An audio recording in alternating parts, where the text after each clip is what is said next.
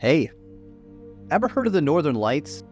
They're among the world's 7 natural wonders, and for ages, they've fascinated folks, signaling either impending doom or maybe even good fortune.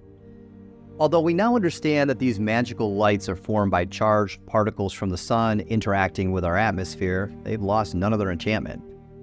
However, despite their beauty, most of us will miss out on seeing them due to the excessive light pollution that surrounds most of our cities. So tell me, does this sound familiar? Maybe you packed up your car and raced out to the countryside after catching a news piece on the Northern Lights, only to return disappointed. If so, you're not alone. See, news agencies aren't exactly experts in predicting solar activity. I've seen forecasts promising breathtaking views across Canada and the US that just never materialized. In fact, some aurora chasers even joke, if the news is talking about it, just stay home. Sounds kind of harsh, but it's just a dose of reality in many cases. So you might be wondering, how am I supposed to know when to catch them? Hang tight, and we'll get into that in a bit. But before we do, let's go over the basics. What to expect, where to go, and what the experience is like out there. One of the most important things is to manage your expectations. There's a reason why these lights hold such allure. They're incredibly elusive. Let's be realistic. If this was an everyday sort of event, they wouldn't be half as magical as they are. So unless you're visiting a high latitude region like, say, Alaska, chances are you'll strike out at least a few times before actually witnessing them. And to be frank, you might be a bit underwhelmed when you finally get a peek.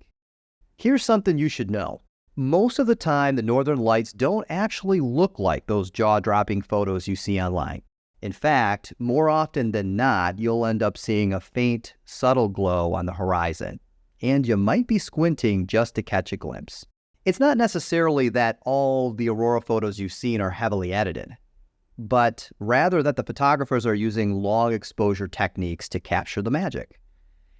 In simple terms, a long exposure will gather light for multiple seconds, capturing far more than our eyes can see. And truth be told, these subtle glows are the norm most of the time. Now, I've been chasing the aurora for years, and I can count on one hand the number of times I've seen them as vibrant as in the pictures. So just remember that if you want to catch out a full display, you'll likely spend some time out in the field before you get to experience what we all dream about. Now, one thing is for sure. When you do finally get to experience a KP7 or higher event, you won't ever forget it. In fact, you'll likely find yourself investing the time in learning how to use data to make better predictions in preparation for the next time you witness them. Now, if you're realizing that seeing the lights in person is a bit trickier than you thought, you're likely wondering where to position yourself for the best view, right? Well, it's actually pretty straightforward, but could be the game changer between seeing the lights and missing out. So let's delve into this just for a moment. So that brings me to the 3 main factors to consider when scouting a location. Well, number 1, head as far north as you can. Now, this is kind of a no-brainer, but do it. Number 2, make sure your spot has an unobstructed view to the north. And finally, number 3, try to get as far away from light pollution as you can. Now, I want to note, not all light pollution is man-made. The moon can be just as bad. So make sure to check the moon phase before you head out, because if you have a full moon, you may want to reconsider. Now let's break down the last 2 points a bit. To those of us in the lower 48, light pollution can make viewing the Northern Lights difficult. Even on those rare nights when they're putting on a show, nearby light sources can dull their brilliance. And you'd be surprised. Even a quaint little town, the one that's hardly a speck on the map, can wash out your views of the aurora. So you need to find a spot cloaked in near complete darkness. Your best bets are, say, maybe state or national parks, far away from the city, and it can be tough to gauge a location's darkness on site. our night vision isn't all that great. So at a certain point, everything just kind of seems dark. However, using a light pollution map can be a very helpful tool. So check out lightpollutionmap.info. The map uses a Bortle scale to rate light pollution from 1 to 9. Higher numbers indicate more light pollution. But if you zoom in on, say, Toronto, you'll see it's in the 8 to 9 range on the scale. So, bad news for stargazing. But venture outwards and those numbers decrease. For example, at the tip of, say, Bruce Peninsula, it hits 1. So, prime territory for viewing the northern lights. Now, going back to what I touched on earlier, a big chunk of North America, especially northeastern United States, is drowning in light pollution. It might even mean that the nearest Bortle 1 stargazing spot is several hours away from your doorstep. But hey, that's totally all right. Bortle 2 and 3 will do the trick just fine. You might even catch a break with a Bortle 4 sometimes. And don't forget about the view to the north. So imagine you picked Detour State Park as your destination. Now it's tucked away in a beautiful dark area, so light pollution isn't your main concern. But once you take a look at the map, you'll notice that your northern view here might be blocked. The southern view, gorgeous, wide open waters, but toward the north, well, there's a bit of a tree situation. So here's the thing. The northern lights usually make their appearance on or close to the horizon, not directly above you. So having a clear horizon is key. So where I'm going with this is that Detour State Park might not be the ideal choice. A better bet? Head on over to Whitefish Point. There you've got crystal clear northern views with nothing but the vast expanses of Superior gracing the horizon. Oh, and by the way, it's totally haunted too, but that's a story for another time. Now, being by the coast hands you an advantage. Check it out. Light pollution is less of an issue over large bodies of water. So if you're lucky enough to live near a massive lake or ocean, that's where you should be pointing your camera. Personally, I'm fortunate enough to have seriously dark skies a little more than an hour away from me. But let's just say you live in Boston, Massachusetts. Well, it might be time for a road trip to Maine to scout out the perfect spot. Yeah, I get it. That's a solid 2 hours on the road just to reach a Bortle 4 haven. But sometimes that's just what you have to do to get to a dark area. For those of us that don't have the luxury of living by the coast, the trick is to scout out the highest point you can find. The goal is to clear any obstacles from the horizon of your northern view. But hey, don't forget to scope out what's in the distance, because you might find yourself in a very dark area, but as soon as you look to the north, you'll see the glow of a big city on the horizon, right where the aurora should be. So at the end of the day, it's all about directing your gaze north toward the darkest skies possible. So once you've pinpointed your spot, all that's left to do is keep an eye out for the perfect night to venture out. Now, this is the tricky part. You never really know when the northern lights will show up. They're notoriously difficult to predict, especially if you're new to this sort of thing. Do you own a smartphone? Of course you do. So here's 2 apps that will get you started off on the right foot. The first is the Aurora app, and the second is Space Weather Live.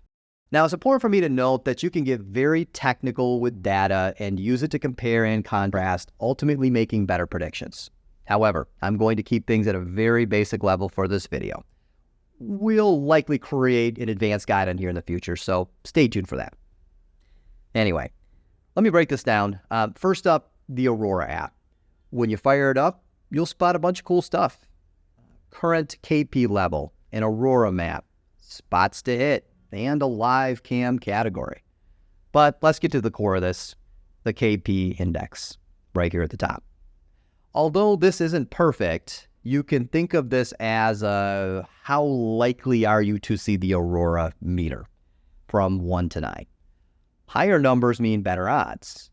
Now, the specific KP level you need depends on where you are. Say it's at a 3.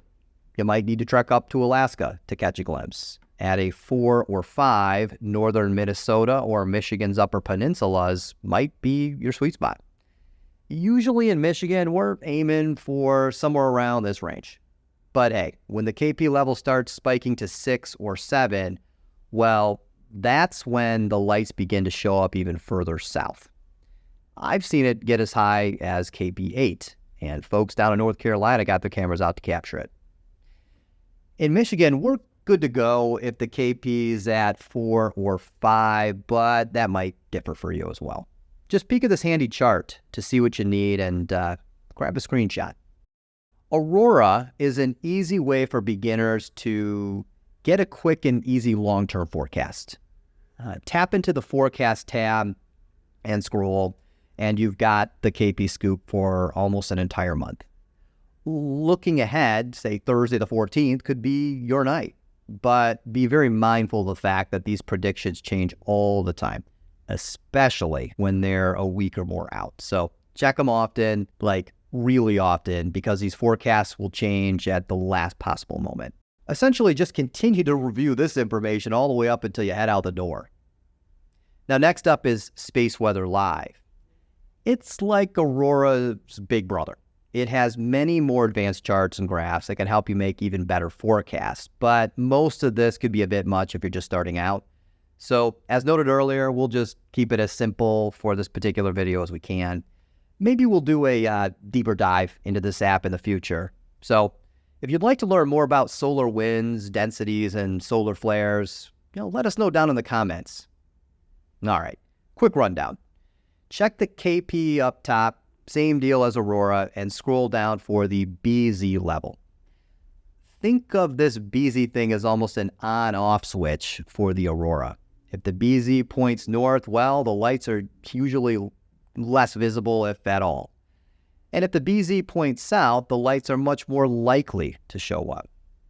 Now, again, this is not always how things go. Sometimes you can shoot the Aurora when the BZ is in the north as well. So at the end of the day, you just need to make the judgment call by comparing the different apps' data, but also using some common sense. Look up at the sky. It's there for you to see.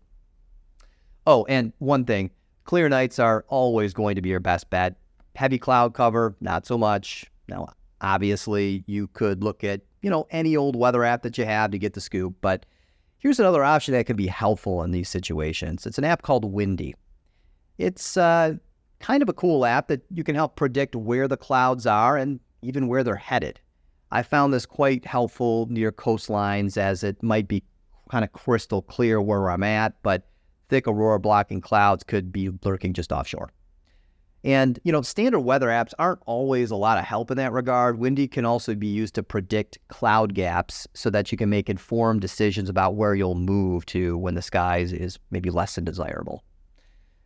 So to sum it up, keep your eyes on clear nights, high KPs, and check those forecasts often. Also, a pro tip, remember, if KP is going to be high on a Thursday, it might be Thursday at 1 a.m. So you're really looking at Wednesday night. And before you gear up, a day or two before, peek at the graph above the bottom forecast. It should provide more useful detail so you can plan accordingly. Sometimes it's like, hey, I'm going to go wild at 3 p.m. But then by dark, it's long gone. Kind of sneaky, right? So really, at the end of the day, understanding how to use these various apps might just save you hours of driving. All right, let's dive into the exciting world of photographing the northern lights. Now that you've got the basics down on spotting those elusive auroras, you're probably wondering how to capture their magic through your lens. But hold tight, because snapping shots in the dark is a whole different ball game. It's like photography on expert mode, pushing your camera to the max. So let's spend some time going over basic settings. Imagine being in total darkness, camera in hand. You're no longer flying on autopilot. It's time for you to grab control. And shooting in manual will let you do just that. This adventure will test your skills, and the outcome might vary depending on your camera gear. But guess what? You don't need a high-end setup. You can probably capture the northern lights with what's already in your camera bag. Now, if you're already pretty familiar with your camera, you might nod along as we get into this. But stay tuned, because we're going to dish out some not-so-obvious tips about capturing those lights that will help even the seasoned photographers. Let's kick it off with the essentials, the gear. That's got to be in your bag when you're ready to shoot auroras.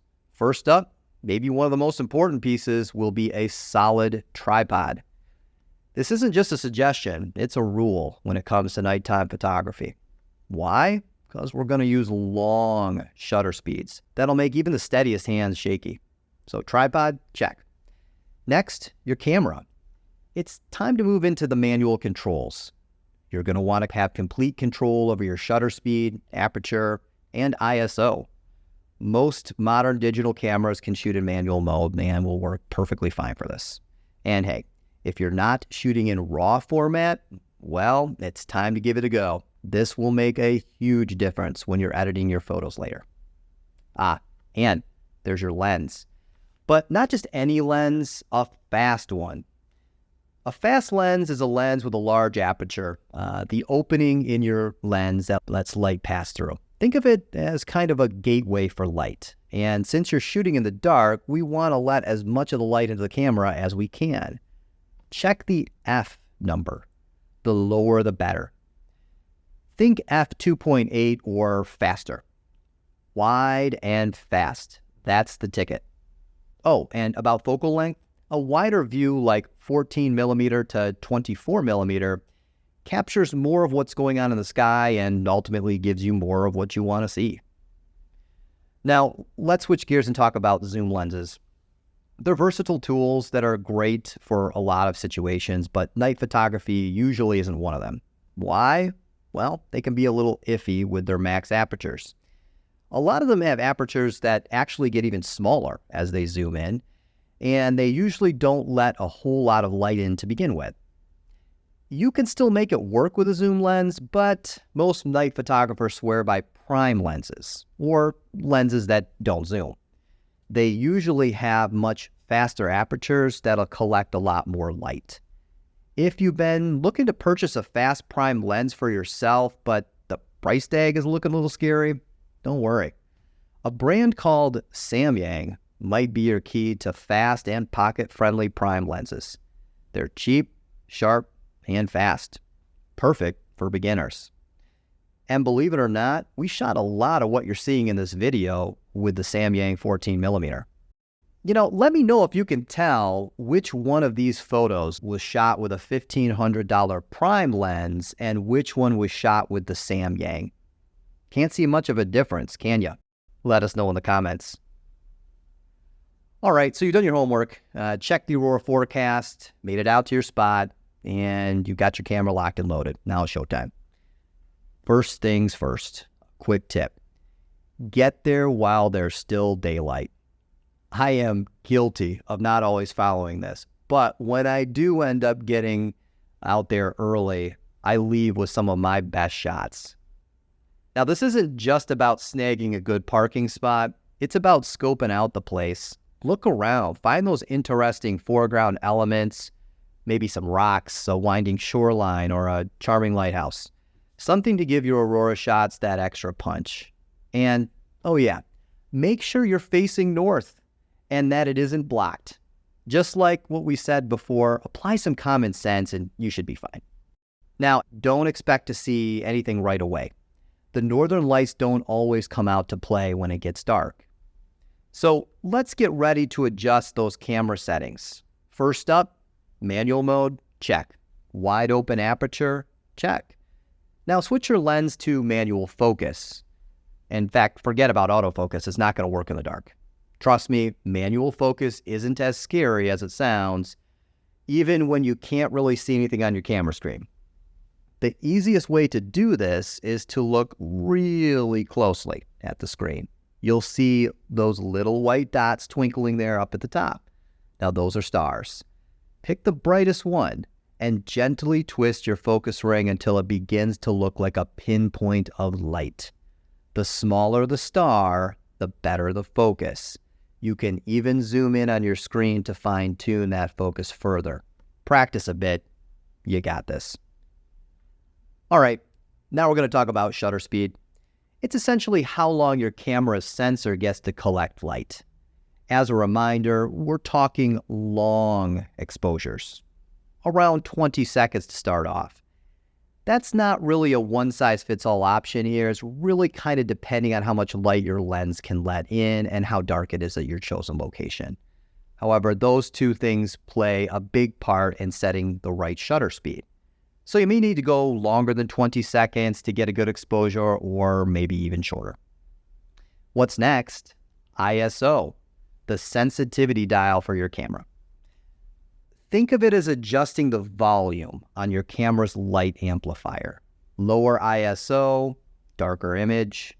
Higher ISO, brighter image. But be cautious. Cranking the ISO too high will give you a grainy image. But unfortunately, in this kind of darkness, we don't really have much choice. So how high should it really be? Well, again, just like the shutter speed, this depends on how much light your lens is letting in and how dark it is at your location. You'll usually want to set it somewhere between ISO 800 and 6400. Now, hey, that's a pretty big range. So we'd suggest starting off somewhere in the middle, like ISO 1600 or 3200. If you have a lens that isn't letting in a whole lot of light, you might want to err on the higher end of that range. It's really all about a balancing act between your aperture, shutter speed, and ISO. Don't be afraid to play around with these settings and experiment with different combinations. At the end of the day, this really all boils down to three main things. Number one, a fast aperture. Number two, a long shutter speed. And finally, number three, a high ISO. All right, all set? Awesome. Just one more thing before you press that shutter button.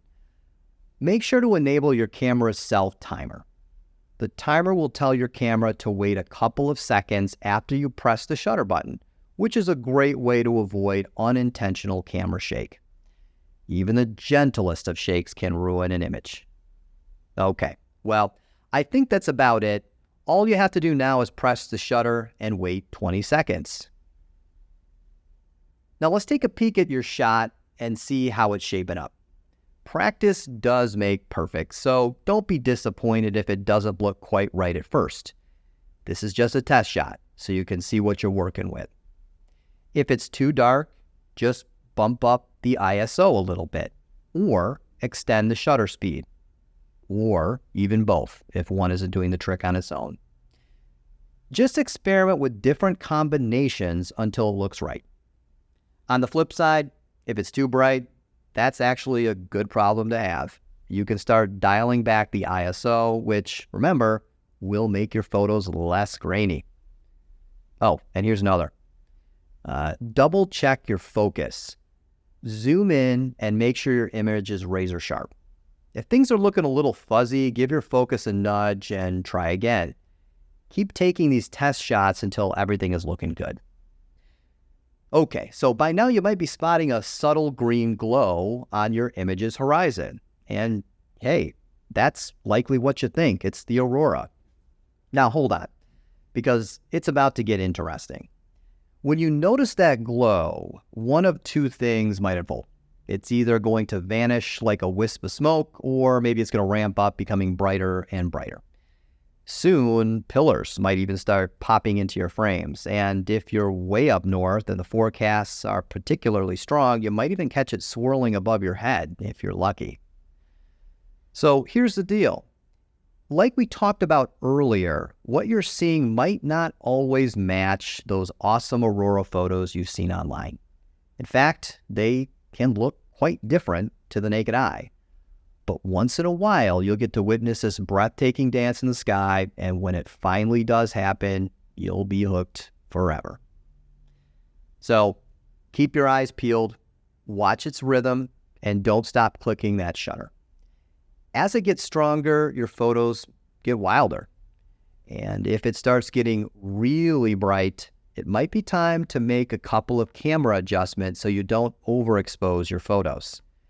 This definitely happens to the best of us, and it can be difficult to correct this in post. So avoid all of this by simply dropping your ISO first, and if it's still a bit too bright, speed up your shutter.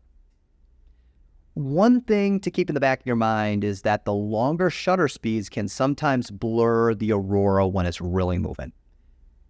Unlike capturing, say, the Milky Way, where the stars are moving at a steady pace and your settings usually stay the same, the northern lights tend to do the exact opposite. They could be gracefully suspended one moment and then explode into vibrant bursts the next. This dance needs different shutter speeds if you really want to keep the aurora crisp. Plus, they're total mood shifters, varying in brightness in the blink of an eye. For the advanced photographers out there, it's like being on Aurora Alert, adjusting settings on the fly. You'd be surprised just how easy it is to overexpose the aurora sometimes, ending up with a white blob where the aurora should be. Better to underexpose a bit or capture slightly darker shots in these situations, remembering that if you're shooting in RAW, you can brighten up the darker areas of your image as needed, but these blown out areas, well, that might be a lost cause. Now, I wish I could give you a one-size-fits-all answer for shutter speed, but the truth is it's a bit of a wild card. In our experience, we found that somewhere near 5 seconds works pretty well when the aurora is strong.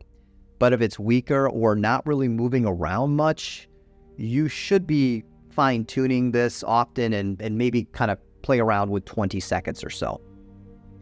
Oh, I almost forgot to tell you the most important part of shooting the aurora. Take a moment to just soak it all in. Because it's easy to get caught up with all this technical camera stuff and miss out on one of nature's most mesmerizing displays. In fact, most folks spend their whole lives without ever witnessing the northern lights, and if you're lucky enough to catch a glimpse, just remember that savoring this experience is far more important than taking photos. Yeah, I said it. But if you head out and don't strike aurora gold, well, that's just par for the course. Sometimes it's a hit, sometimes it's a miss, but you know what? That's what makes the chase such a thrill. Sometimes you just get lucky.